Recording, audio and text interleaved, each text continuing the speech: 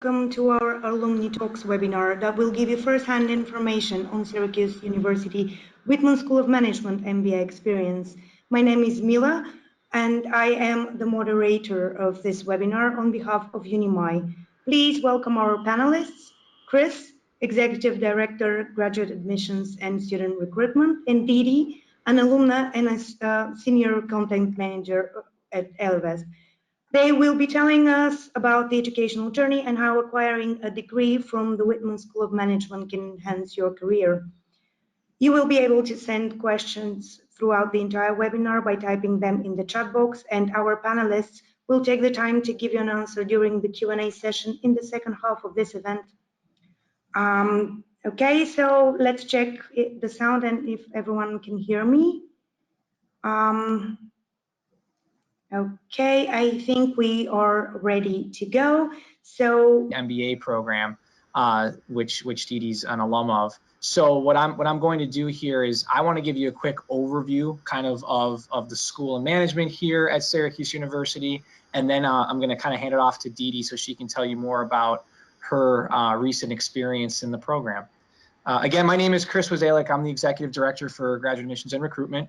In my role, I help all of our candidates go through the admissions process with my team of other recruiters here. We go out, we visit students in different locations, and then obviously on the back end, the more important end even, we help with your application and admissions process. So be happy to answer questions, like Mila said, in the chat box now, or definitely afterwards if you want to follow up. The Whitman School of Management here at Syracuse, we actually offer 6 MS degrees as well as our MBA, just in case anybody's interested in an MS program. We'll focus on the MBA, but I wanted to give you a quick idea of everything we do have. So we have MS programs in accounting, finance, marketing, entrepreneurship, supply chain management, and business analytics. And then we also have our traditional full-time 2-year MBA program. Real quick, I thought I should give you guys a little bit of information about where we're actually located. So Syracuse, New York is right in the center of New York State, in upstate central New York. We are about a 4.5-hour ride west of New York City.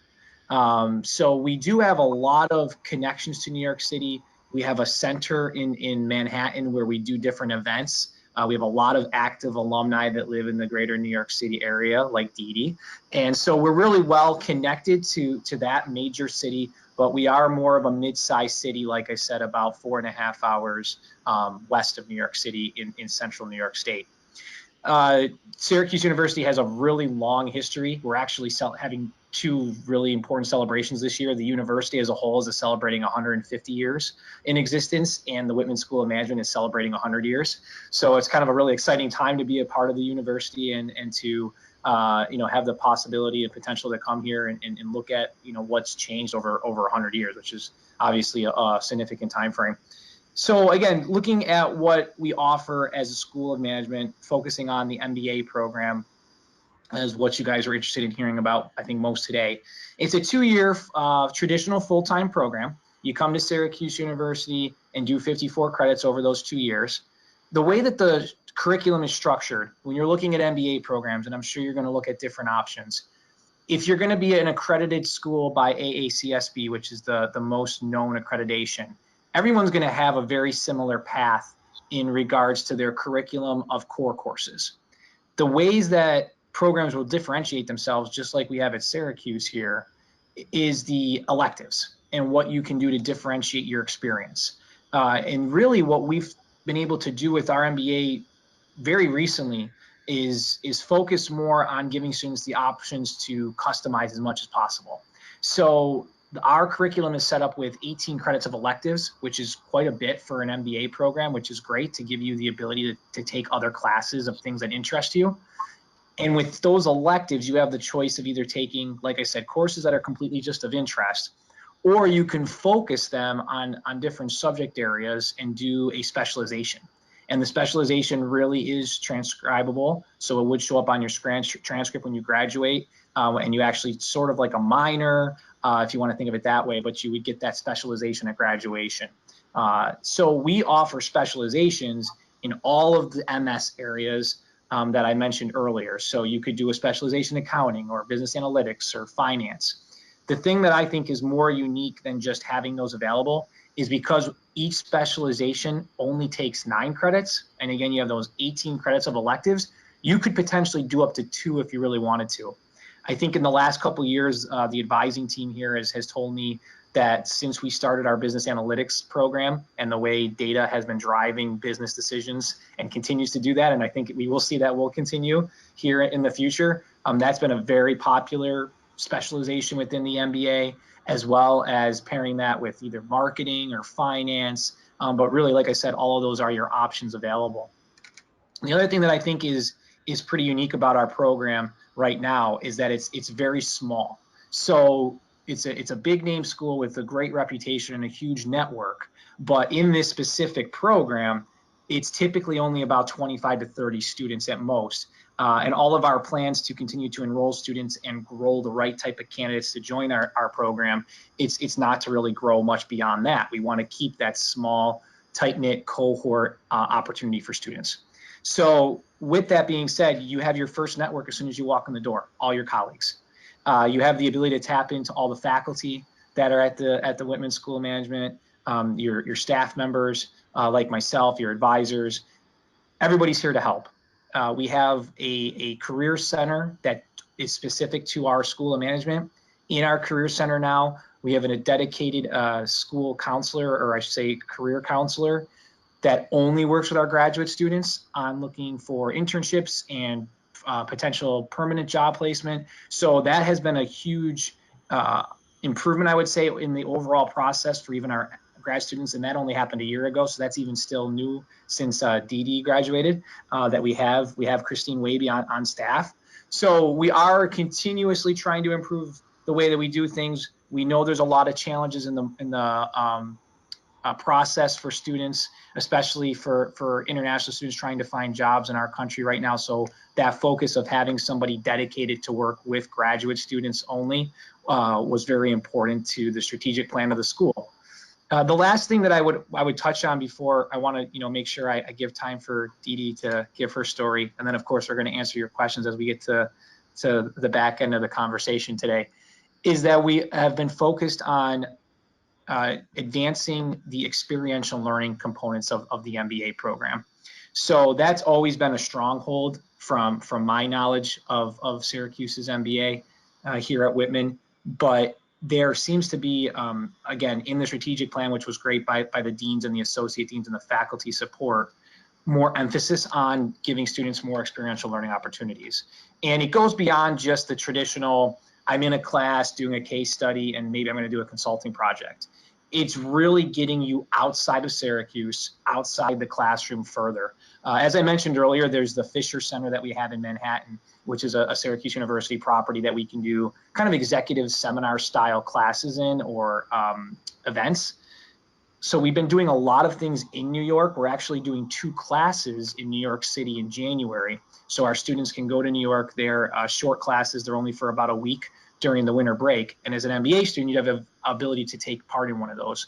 One of is in accounting, and one is in decision making or deal making. So more like a negotiations class, which would be really fun to take a part in. And those are electives. So they can count towards a specialization, or they could just take an elective that would be of interest again to you. But getting you out to New York City, they're going to do an alumni event when they're in New York City in the beginning of January, so that those students can connect with alumni in the area, which again can build your network for potential job opportunities.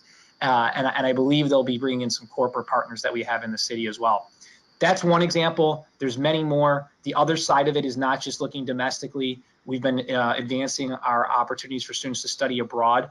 One of the most challenging things I think any graduate program has, and ours is no different, is if somebody wants to go and study abroad like you do in undergrad for a full semester, it can really challenge your curriculum and your path to completion, because you're really only in this program for 4 semesters. And if you think about taking a whole semester abroad, it might not be beneficial in regards to still completing the degree in 2 years. So what Whitman has done, which I think is a great move, is being able to we're offering classes now in short 7-10 day, couple week excursions off to other countries. this coming summer, at the end of the May semester, we actually have a class that's going to run where students are going to go to Korea for a few weeks, and I believe go to other parts of Southeast Asia. And when you're going and studying abroad, the best part about that is, again, it's still a class, so you're getting some credit for it. Again, counts as an elective or a specialization course. And ultimately, you're not only getting to learn whatever subject area that professor is going to teach, whether that's accounting or finance or business analytics, whatever it might be their area of focus, but you're also going to get the opportunity to learn about that country, right? You're going to go on company visits in that country. You're going to learn about the economics of that country and really have a global experience. So those are really the main 3 points that I like to always share with students is kind of the overview of the program, that we have those specializations that I think is pretty unique that you could take advantage of doing too. The fact that it's really a small, tight-knit community and you're really in a small cohort, even though you have the larger university resources behind you at Whitman and at Syracuse. And then the third thing being how many different experiential opportunities are available to you that, again, are not required, but are just great ways to further advance yourself as an individual, open you to new experiences, and really, again, further stretch your network, which is really important to do in any business program. So I definitely want to hand it over to Dede at this point. I know she's waiting to give you guys a little bit more of her story and her background. So without further ado, this is Deedi Brown, one of our recent alum. Thanks, Chris. Okay, so I'm just going to kind of give you an overview of my path, like leading up to my MBA, and then while I was there, and then what I've been doing since, and kind of what really helped me along the way. So I grew up near Syracuse. I grew up in a small town called Cortland that's about 40 minutes south by car from Syracuse. And my dad grew up in the Syracuse area, and so we grew up watching Syracuse athletics and always felt a strong connection to the school. I did not go to Syracuse for my undergraduate degree. I went to Binghamton University, which is about 40 minutes south from where I live. So I went 40 minutes one way and then I went 40 minutes the other way. But so at Binghamton, I had 2 majors. I had actually a theater major with a concentration in dance. And then I also had a business management major with 2 concentrations, one in marketing and one in leadership and consulting, which I got a lot from. But as I neared the end of my experience, I knew that I was going to want a graduate degree. And so I decided that because I know it's a little bit atypical for students to go right into their MBA right out of undergrad, but I had a lot of really strong internship and other types of experiences, and I knew I wanted the degree, and I figured I might as well do it while I was kind of still in that like studying mindset and before I had settled into a career path of any sort. So I decided to pursue my MBA immediately after undergrad, which turned out to be a great decision. I have zero regrets about that whatsoever. But so I found my way to Syracuse. Like I said, that was an easy decision. I had always felt a connection to the school, and I loved that it's a really large university. Like when Chris says that the alumni network is huge, like it's huge. And like even in, Syracuse, in New York City, when Syracuse like basketball or football is on TV, like you can find all sorts of game watches, and there are just tons of people here who either went to Syracuse or love it. And so I came to Whitman, and I was in the on-campus full-time MBA program. And at that time, there was no MS marketing program. So I did the MBA and did my focus in marketing while I was there, because I knew that I loved marketing. What I didn't know when I went in, but that I found my way to by the time I left, was that I really had this love for digital marketing and kind of all the things that goes along with it. And so I think that had I known when I headed in, I may have considered Whitman's joint program with the Newhouse School of Communications. I don't know, do they still have that, Chris? Yeah. So a joint master's program where you can do a degree with Whitman and then like an advertising or some sort of communications degree with Newhouse, which is really cool. But like I said, I found my way there while I was at Whitman. And that happened in a couple of ways, because traditionally the marketing classes that were offered in the MBA program were a lot more about marketing research and product marketing and working for like a CPG company, and all those things were really valuable to learn. But I needed to kind of supplement that a little bit for the digital trends and the things that I would have otherwise probably gotten in a communications degree. But that was really easy because of all the opportunities that I found my way to while I was at Whitman. Some of those came in the experiential learning that Chris talked about. I took a class my second semester that paired us with a local business that needed a digital marketing plan. It was a digital marketing class. And so we worked with a company, a small company called Side Hill Farmers. They're out in Manlius, which is, a couple of miles away in like the New York metro area, but it's like a local co-op butcher produce shop, and they make really good bacon and really good meatballs. I do have to say, Chris, if you have not been out there for a meatball Parmesan sandwich or for some bacon, I highly recommend it.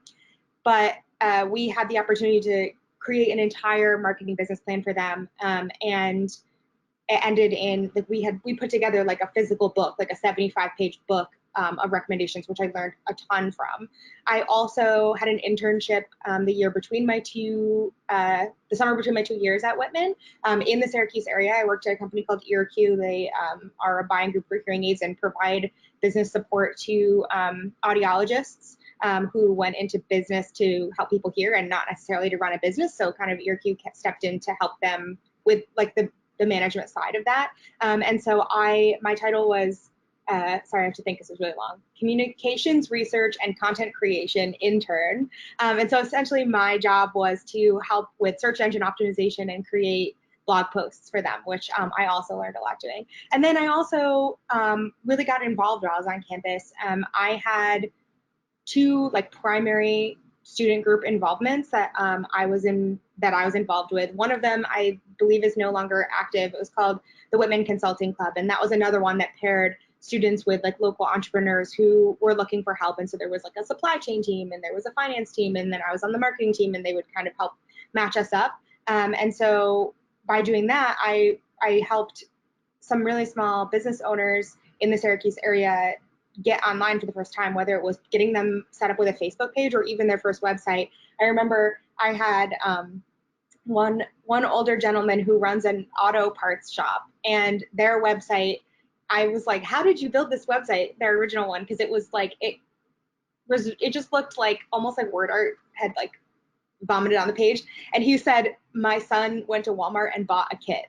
And I was like, I have literally never heard of that ever. So we were able to set them up on Squarespace, which was a better platform for them, and get them on Facebook so that they had this more modern, like, way to edit their website and keep it updated with their products. And then the other one that really stands out to me in my head was I worked with a nonprofit called Providence Services of Syracuse, and they are a ride to work program. They drive, one of the like leading causes of poverty in the U.S. is that people can't get to work. They would have to walk, or they don't have a car or public transportation. And so this nonprofit will drive people to work until they like can save up to get transportation on their own, which is especially needed in the area. And so they were just getting off the ground. They had just gotten their nonprofit license when I started with them. And we were able to build them a website, which allowed them to take in donations for the first time, which was really, really fun. And then set them up with kind of more of a marketing plan as well.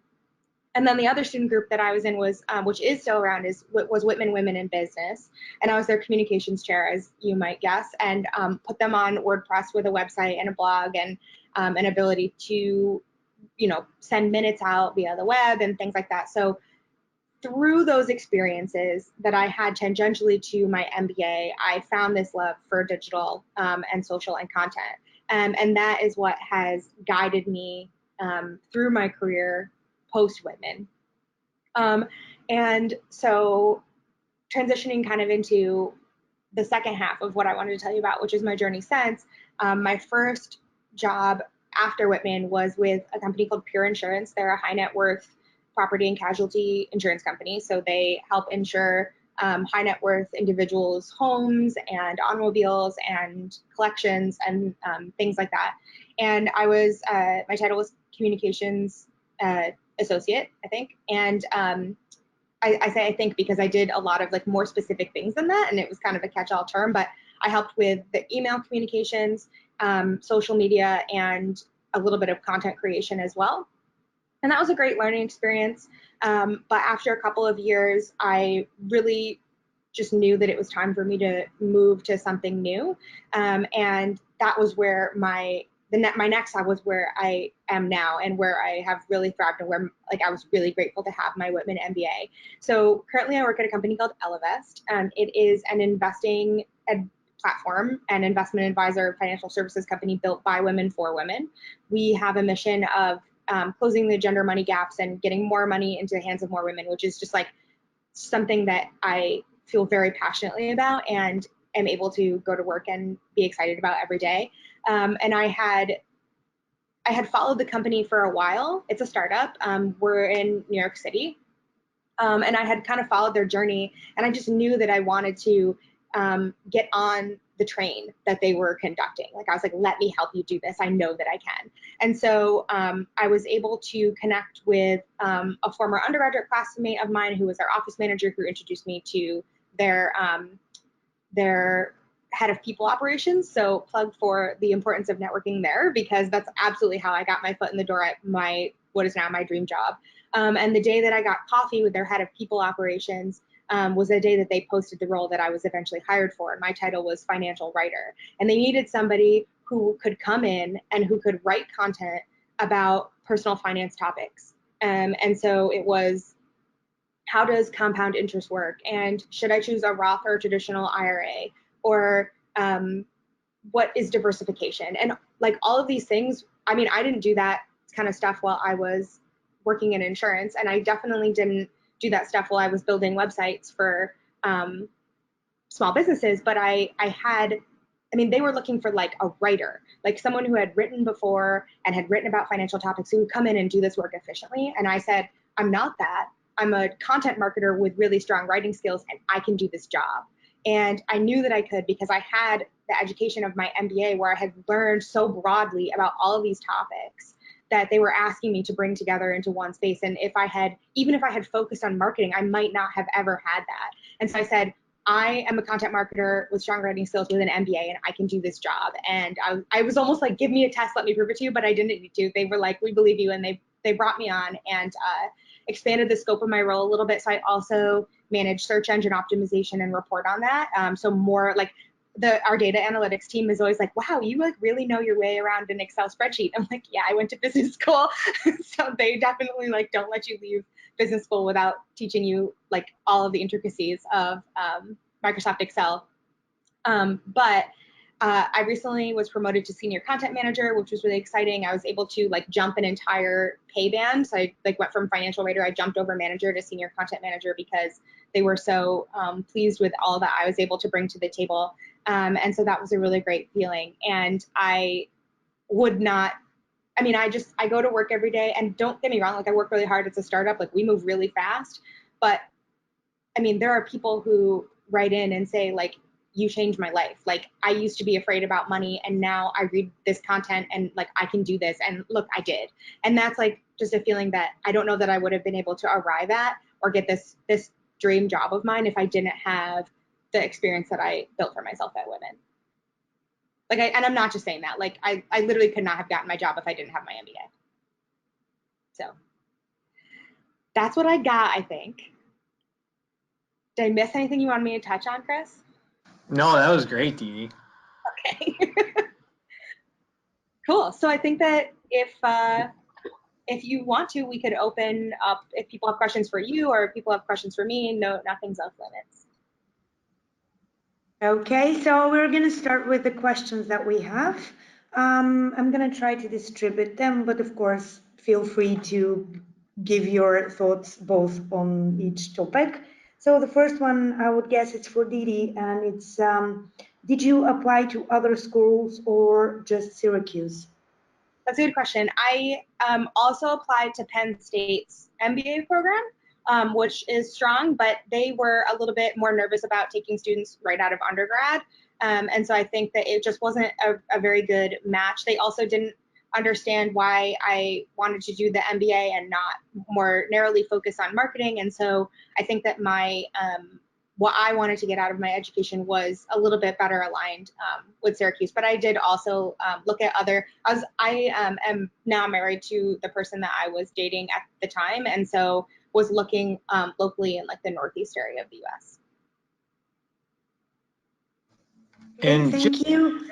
Just Yeah, of just course, really Chris. quickly on that point, because I don't know if it will come up through the dialogue as we go. And I remember you mentioned this, Dede, through your introduction, which was really important. That we haven't talked much or spoke about application requirements, but I think that's important to point out that for Whitman School of Management, the Syracuse University MBA program, we don't require work experience. It's something that is looked at as beneficial for applicants or candidates that do have that.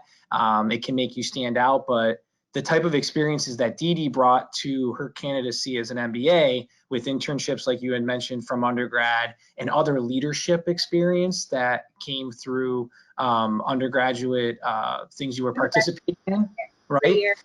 Yeah, I had like work experience that wasn't right. So those are important, and those do matter, and the admissions committee will still evaluate those. But I just think it's really important because, like I said, it may not come up later on to just point out the fact that we don't actually have a requirement to say, oh, you must have 3 years of work experience or you must have 5 years of work experience. There are programs out there, as Dede mentioned, that will look at it that way, but we have more flexibility to focus on the candidate as an individual and evaluate anything you've been involved with. Yeah, and I think that's their loss. I mean, not just like because like myself, obviously I can be like, you're lost, but like I had several other like classmates in my class at Whitman who didn't have work experience, and like they're thriving now. Like these people, like you can find people who come straight out of undergrad with like all these strong experiences. And I think it's just a much more like holistic. I really appreciated that. Okay, thank you. We have another that is in connection with what Chris said. So what is more important for admission? Experience, tests, essays? I think it's hard to say that something is most important, but everything together. So we are definitely a program that does a holistic review. That's the way we describe ourselves when we're talking to candidates and talking to anybody answering this question right now. It's a holistic review. We will really read essays, recommendation letters, evaluate the GPA, evaluate the school that you went to in the program.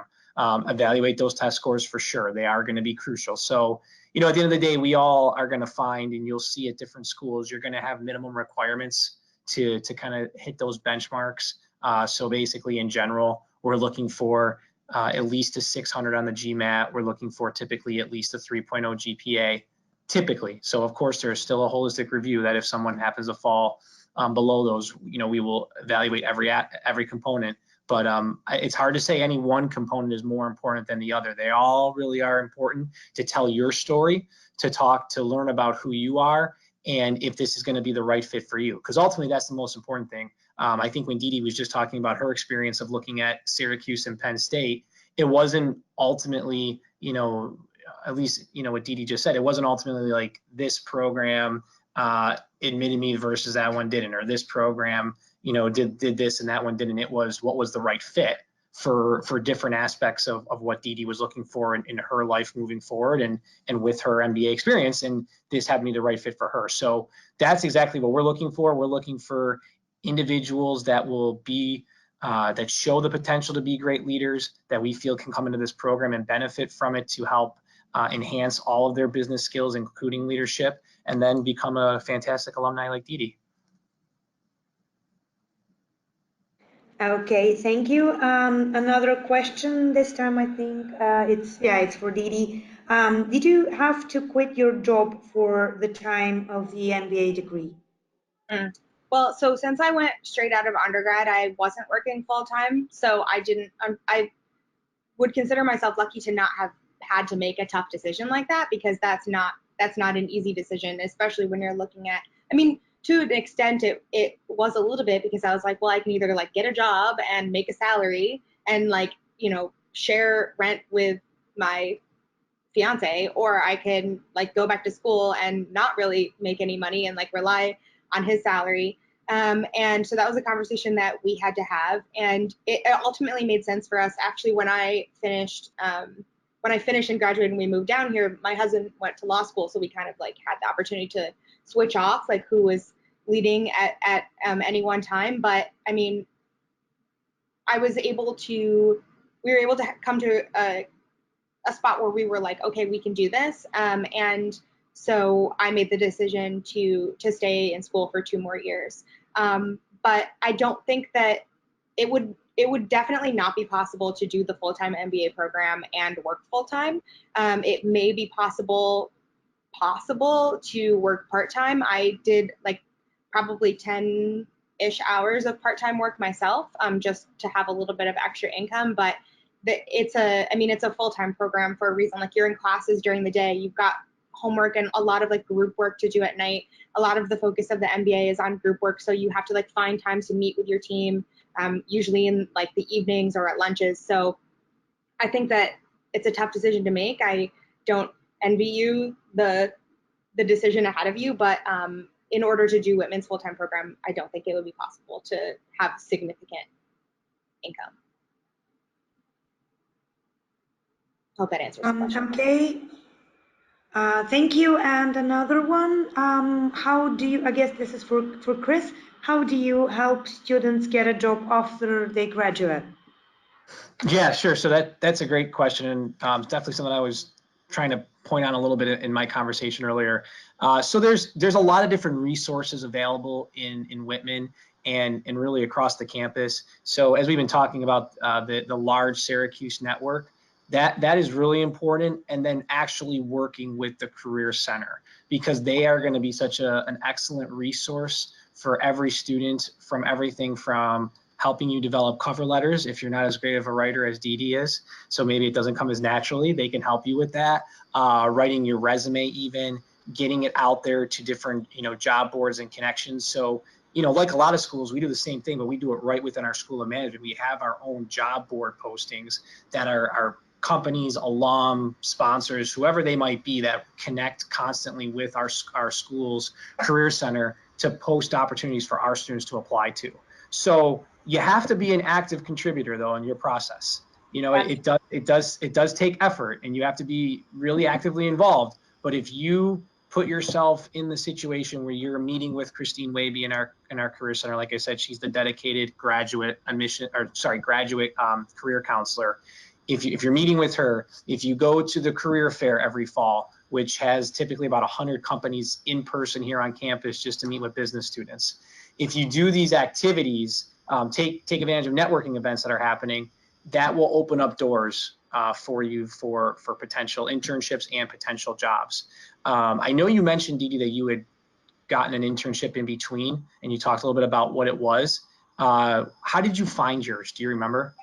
Yeah, I do. It was on the Whitman job board. So I was going to say that, like, I definitely felt really supported by the Whitman Career Center while I was there. I would echo what Chris said and like say like it's a two-way street. I mean, it's so easy, like, because the Whitman Career Center does a really great job of putting together like all of these opportunities for you to network with people and to like get more out of their services. But like, it's sometimes so easy in the moment to be like, I'm so tired, it's snowing, like I have homework, like I'm not going.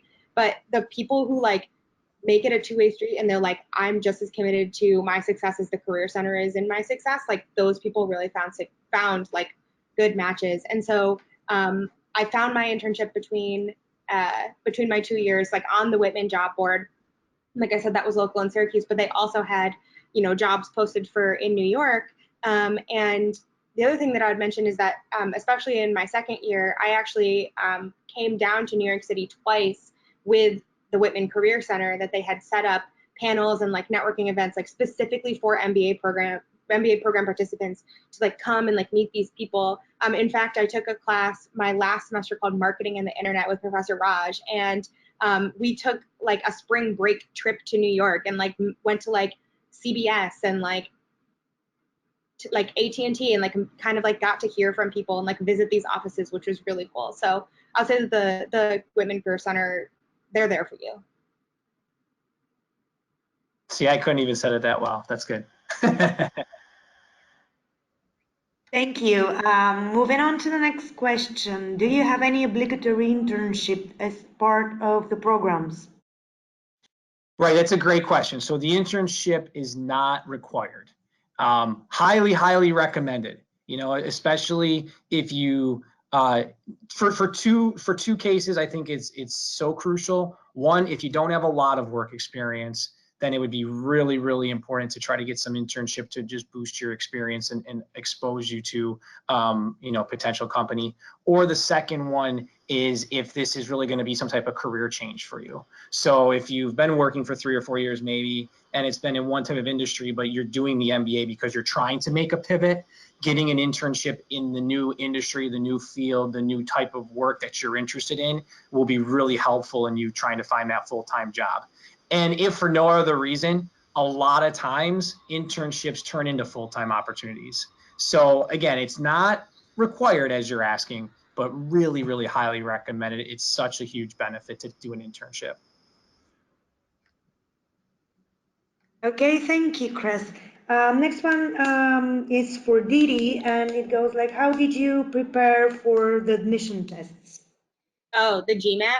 Wow, yeah, that was like, the GMAT is interesting because there's literally no other standardized test that's like the GMAT. Like they have this like wacky style of math question that's like X equals Y and like Y equals blah, blah, blah. And then you're like, okay, is X equal to Y? And then you're like, okay, one is enough, like the other one is enough, both of them together are enough. Each, like it's just like this like wacky math question that like I spent a lot of time on that one because of the format. But I mean, I feel like standardized tests are like, you prepare for them all the same way. You just like, you take practice tests and you like study the topics that they're going to be covered. Personally, I had like a really thick workbook from Kaplan that included 5 practice tests, I think. And so I, throughout my fall semester of undergrad, when I was preparing to take the test, on Saturdays would like go through, I went through like every single page of that book, and I read all the chapters on all the different sections and the different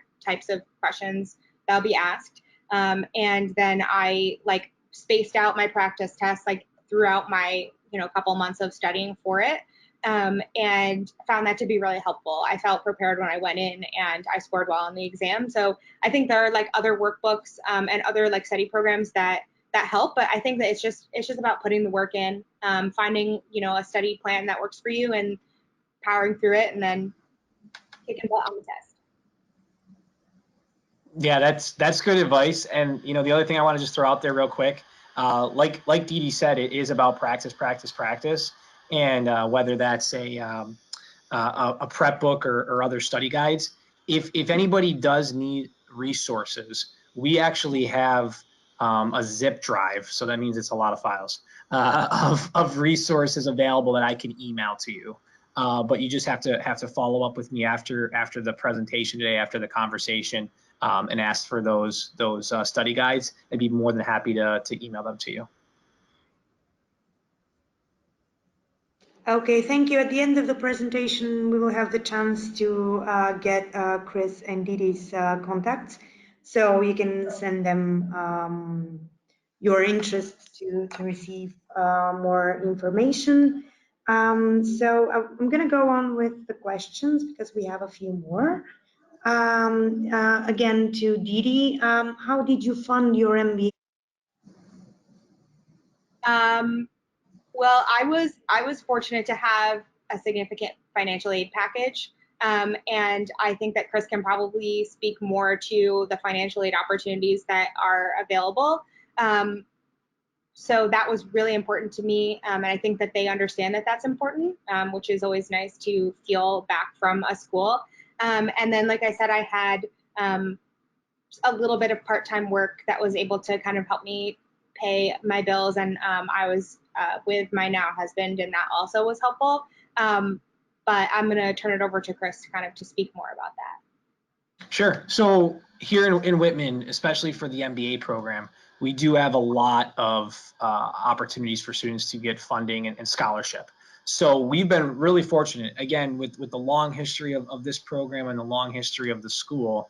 There's really a lot of endowment that's been created over time to support scholarship, to support students. And it comes from alum, it comes from other corporations and sponsors. But right now, we literally have over 20 endowed awards.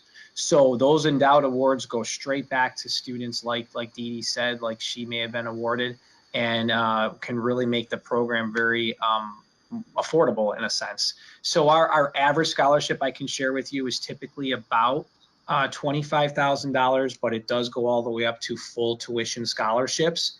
It's all just, again, based on your individual merit and how that committee reviews you as a candidate.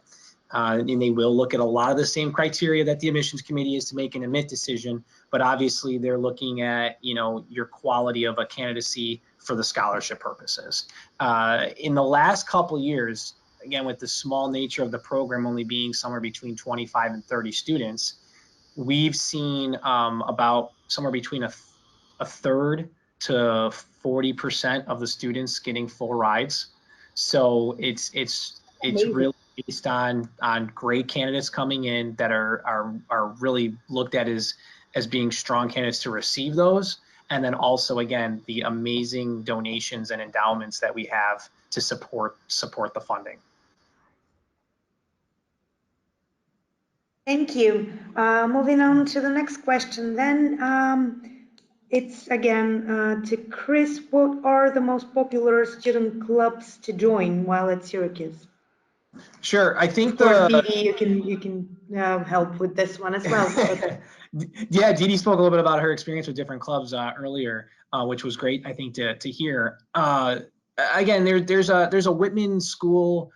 There's a Whitman Graduate School Club that's probably the most active, and that's a great one because it brings in all the different programs together. So whether it's the MS Accounting students or the MS Marketing students with the MBA students, it's a great group that, from what I've seen them do is yes, there's professional type of experiences they try to build in, whether they're doing maybe a guest speaker or something like that, but they also do social events. And fun activities, like they put together going apple picking in central New York, which, it's pretty easy to get outside the city, which I think is unique about our location. Dede did a great job of describing kind of where she's from in Cortland. It really was. But that really highlights just how diverse of an area we are in regards to the geography, where, you have a lake, a couple lakes fairly close by. You've got the Finger Lakes, you've got wineries, you've got apple picking, you've got a lot of things. Yeah, you can go skiing, you can go kayaking, you can go running. So it's such diversity here. So there's a lot to go out and be sociable and get involved with.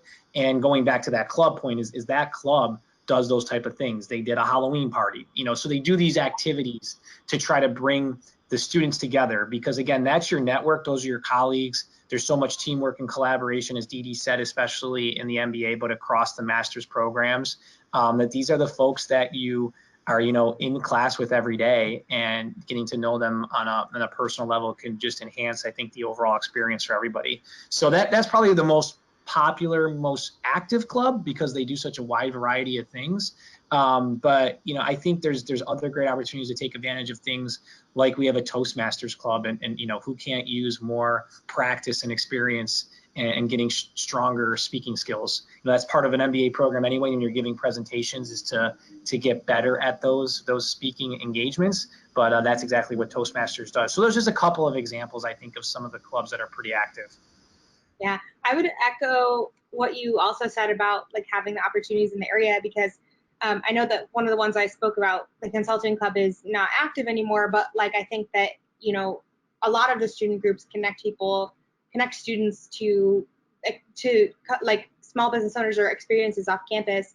And I also think that something that we haven't really talked about is the fact that there's a really strong entrepreneurship program at Whitman, which is like that MS program, but they have, it's one of the top entrepreneurship programs in the country, and they have an entire center down there in the Whitman building, like for that program, with all these resources. And so but they're not like, oh, you're not an entrepreneurship student, like you can't come in here. Like they're like, yeah, come in, like let's get involved. And so that's also a really great way to like find connections off campus. And I think that, I grew up upstate, so like I, have a little bit of maybe a broader like view of it. But I think that one of the best parts about being in the city of Syracuse is the broader community, because there's just this like really passionate, like filled with heart entrepreneurial community of like small business owners in downtown Syracuse and in the area, who just like care about the city and just like care so much about the area and like economic improvement. And so there's always people who are looking for help and looking for like to connect you with experiences that will like help them and help you learn in Syracuse. And there's just like nothing like it that I know that I've experienced before, just like that heart that exists in the area. I rambled a little bit. Thank you. Thank you. Moving on to the next question, which is like a statistical one. What is the average work experience for 2019 candidates? Okay, that's a great question. So for the last few years, the incoming class has kind of had average work experience between 3 to 4 years. So just like we were highlighting earlier that it's not a requirement, but we still get a wide range of students, which I think really just further enhances the entire experience in the MBA. So I don't know if Dede had some colleagues that were also a lot more experienced in regards to work experience, but that's kind of what we've seen recently in the profile of students, is that average is 3, but the range is anywhere from people coming straight out of undergrad, which was more Dede's path, to we have a few students in the program right now with 10 plus years of work experience coming back and doing the MBA, making that tough choice that we were talking about earlier and leaving a full-time job and committing 2 years to do this a program or to do a program in general, basically. So that's where we stand right now with the average work experience.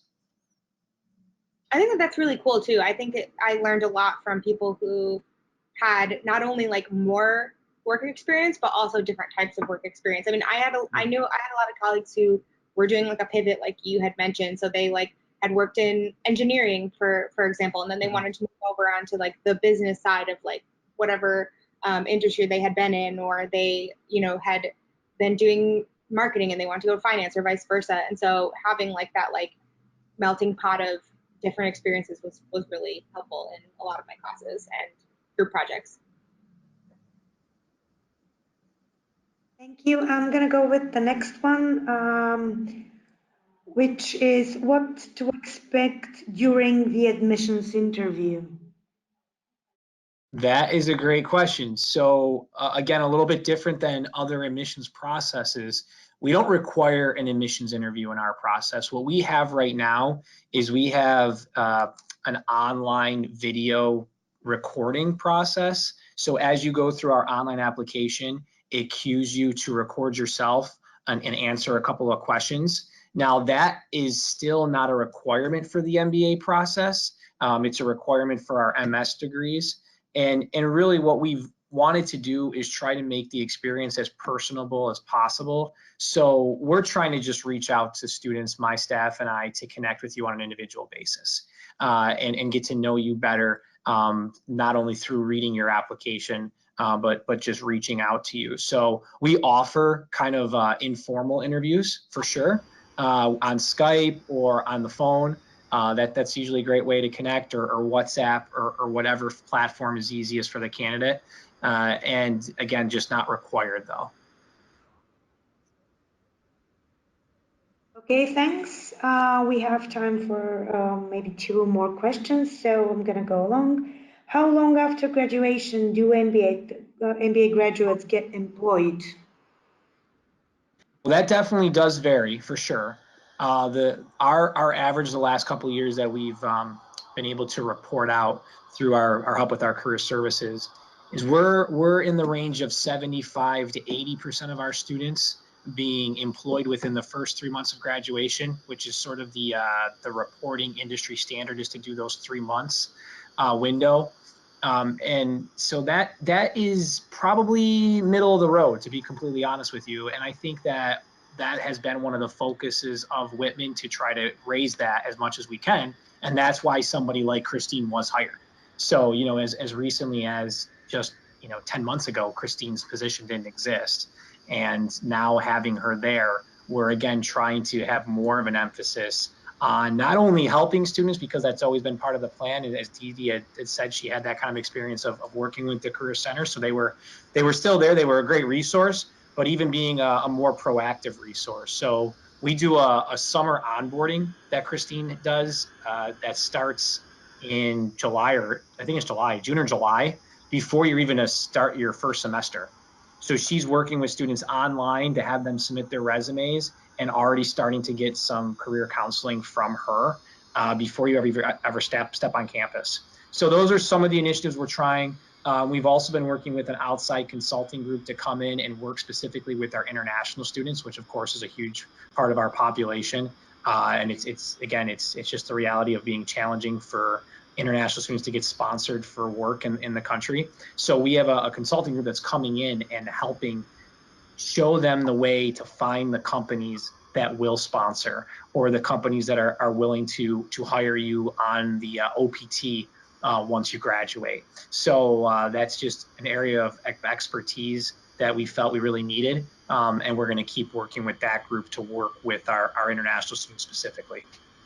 Yeah, I would also add that, like, whether or not you have a job to start right after you graduate, that isn't just about the success of the program or the success of you as a person. I think that it also depends a lot on what kind of a job you're looking for, because if you're trying to work at maybe like a large Fortune 500 company that has like an internship program that like starts in the fall and then they hire into it, like that's going to be like a little bit easier to start right away. Whereas if you're looking for like a more niche type of role, like I was in, like specifically in like social and content, those kinds of roles don't open 3 months before I graduate, right? Those open roles I had to apply for like as I was graduating, because that's when they were available and that they needed someone to start right away. And so I think that like there's a lot to consider in that question, besides just like, you know, whether or not you were able to like be successful at getting a job like while you're at school. Okay, thank you guys. We have time for one more question. So do you offer help with visas for doing a specialization in another country? You mentioned something for going to South Korea or something. Right. So yeah, if there are any experiences that happen where it's a travel experience, we do have an international student center, as well as the faculty member who's leading the trip.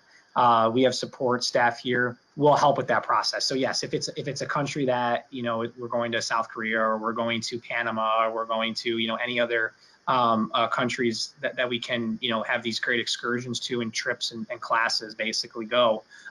There's a whole process in place that we can assist with, making sure that you have the right documentation, that there won't be any issues when you get there for the week and a half or 2 weeks that you're there.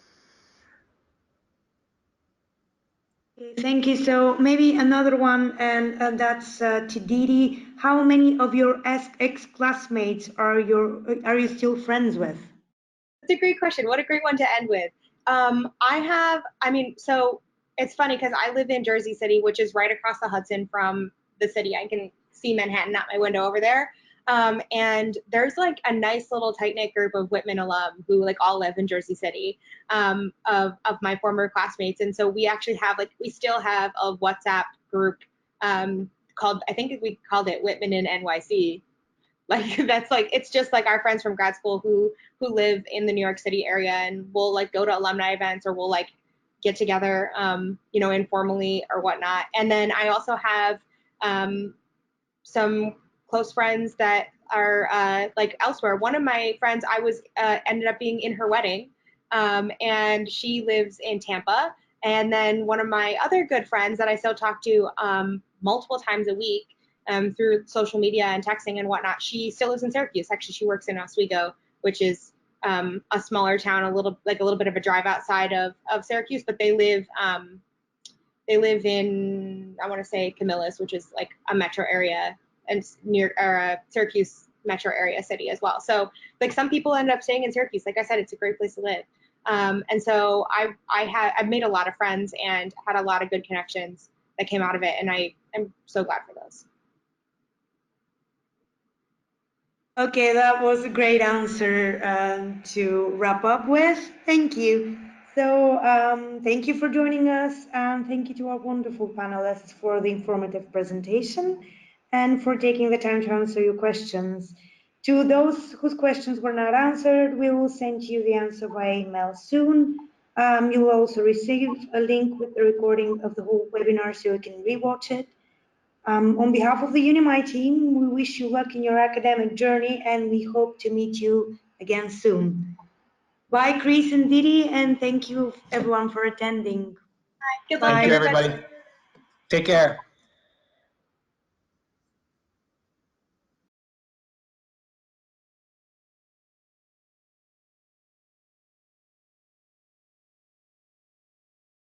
Hello everyone and welcome to our Alumni Talks webinar that will give you first-hand information on Syracuse University Whitman School of Management MBA experience. My name is Mila and I am the moderator of this webinar on behalf of UNIMI. Please welcome our panelists, Chris, Executive Director, Graduate Admissions and Student Recruitment.